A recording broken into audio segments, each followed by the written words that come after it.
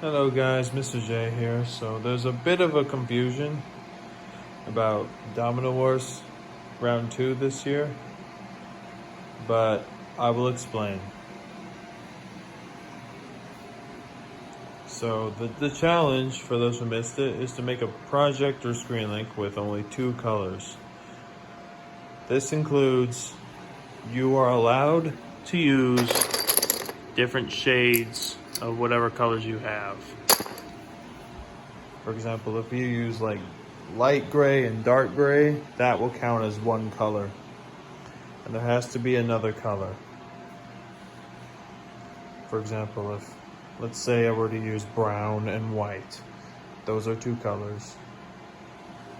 But green, light green, those will count as one color. Blue, light blue, that will count as one color. And I forgot to mention,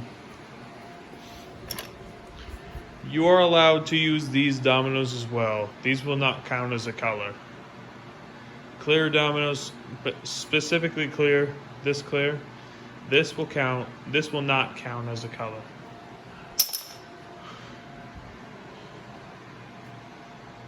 Yeah, so this is just a heads up for those who didn't get the challenge. Thank you, and good luck with your entries.